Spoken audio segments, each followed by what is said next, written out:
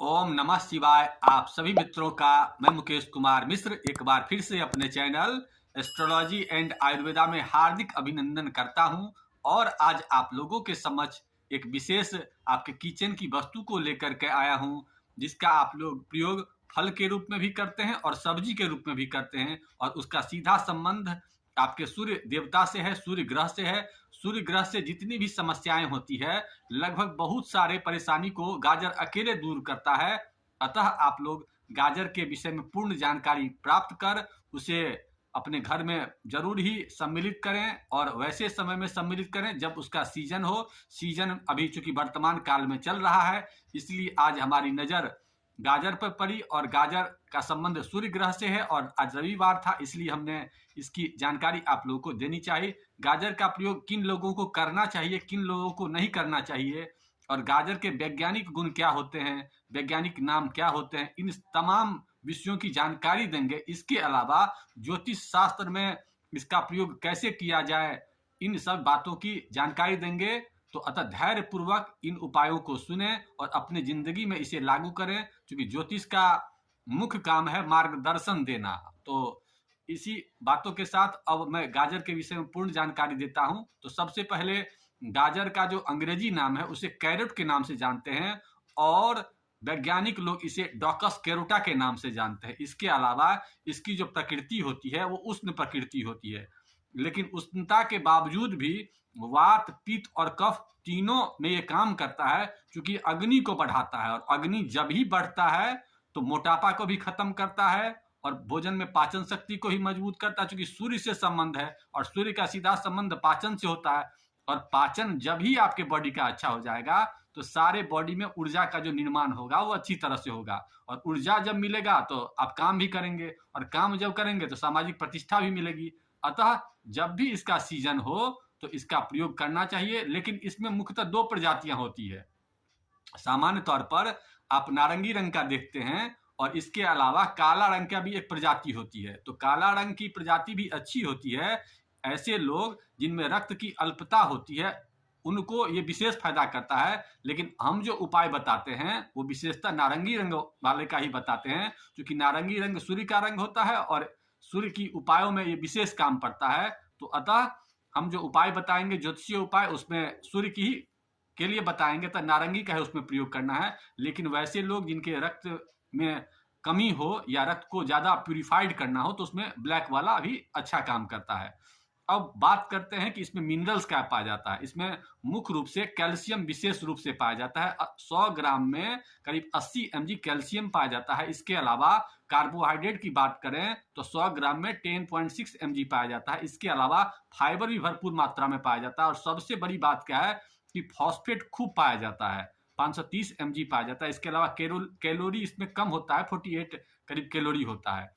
इसमें एक विशेष चीज पाया जाता है जिसका नाम है बीटा कैरोटीन, और यह मुख्यतः नेत्र रोग पर विशेष प्रभाव डालता है, क्योंकि विटामिन ए भी पाया जाता है। और ये विशेषता बाल के लिए तो गजब का काम करता है। बाल झड़ना हो, बाल में विशेष ग्रोथ नहीं होता हो, बाल कम उम्र में सफेद हो गया हो, इन तमाम चीजों पर विशेष काम करता है। इसके अलावा वैसे लोग जो मोतियाबिंद से पीड़ित रहते हैं तो इसका रेगुलर प्रयोग करने से मोतियाबिंद को ये खत्म करता है, क्योंकि सूर्य का सीधा संबंध नेत्र रोग से, और नेत्र रोग का सीधा संबंध आपके जो है ना गाजर में विशेष उसके पास शक्ति है, क्योंकि बीटा कैरोटीन वगैरह जो होता है ना, तो नेत्र को ये विशेष देखता है। इसके अलावा इसमें रक्त को बढ़ाने की विशेष कैपेसिटी है, तो रक्त को बढ़ाता भी है, इसके साथ साथ रक्त को प्यूरिफाइड भी करता है। तो ऐसे लोग जिनके शरीर में रक्त की कमी हो या रक्त में गंदगी हो तो ऐसे लोग इसका प्रयोग रेगुलर करें। इसके अलावा ये दम्मा रोग में भी विशेष काम करता है। श्वास से संबंधित जितनी भी रेस्पिरेटरी सिस्टम की शिकायत होती है सबको ये ठीक करता है। इसके अलावा ये आपके शुक्राणु को भी बढ़ाता है, शुक्र को बढ़ाता है। इसके अलावा पथरी में भी विशेष काम करता है, मासिक धर्म की अनियमितता को दूर करता है।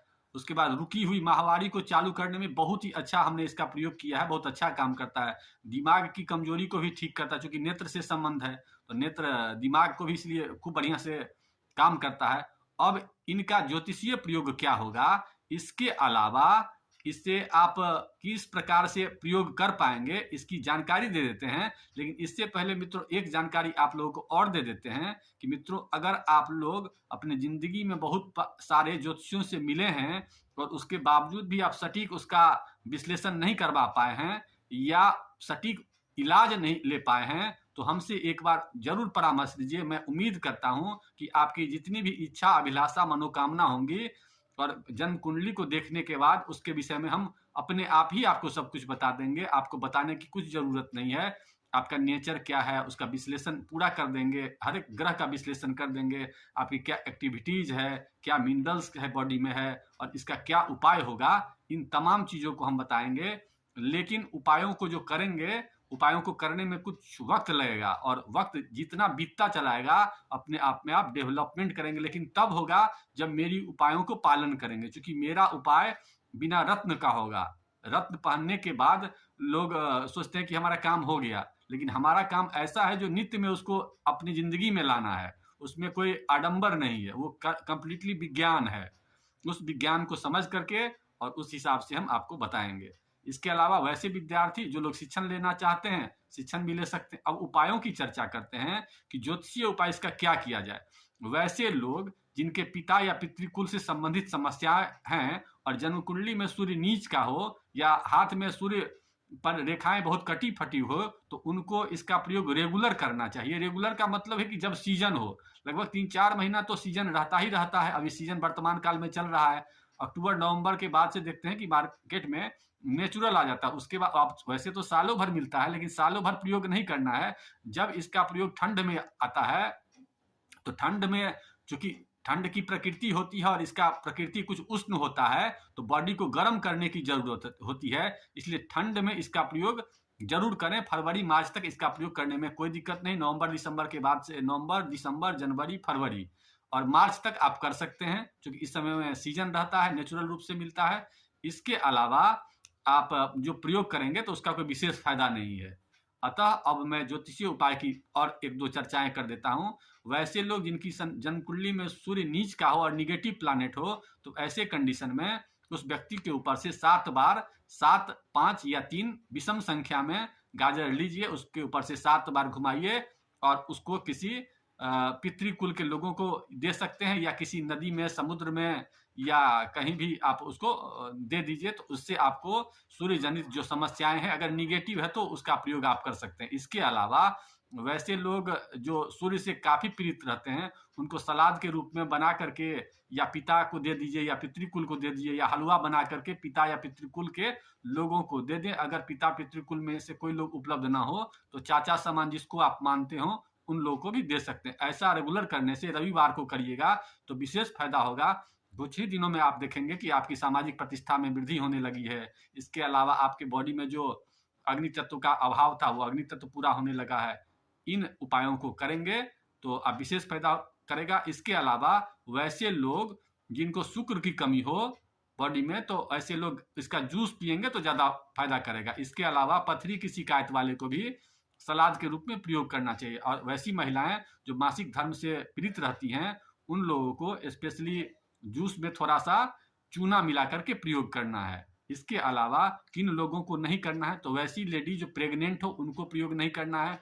वैसे लोग जिन्हें किसी प्रकार के ब्लीडिंग अपने आप हो जाती है, तो ऐसे लोगों को भी इसका प्रयोग नहीं करना है। और इसका प्रयोग विशेषतः ग्रहों के लिए रविवार सबसे बेस्ट दिन है, तो रविवार को ज़्यादा से ज़्यादा करें। आज रविवार भी है, तो चूंकि ये लेट हो चुका है आज, लेकिन अगले रविवार से इसका प्रयोग आप लोग कर सकते हैं और सूर्य जनित जितनी भी बाधाएं होंगी सब ठीक होगा। इन्हीं बातों के साथ आज के पोस्ट को यहीं समाप्त करते हैं और अगला पोस्ट बहुत ही अच्छा आने वाला है, तो धैर्यपूर्वक आप लोग अगले पोस्ट का इंतजार करें। इस आगे आने वाले पोस्ट में कैसे अग्नि को डेवलप किया जाए, आपका दिनचर्या कैसा, इन तमाम चीज़ों पर हम काम कर रहे हैं लगातार, और काम होते ही आप लोग के सामने पोस्ट रखेंगे। आप लोगों ने वीडियो देखा, इसके लिए बहुत बहुत धन्यवाद। ओम नमः शिवाय।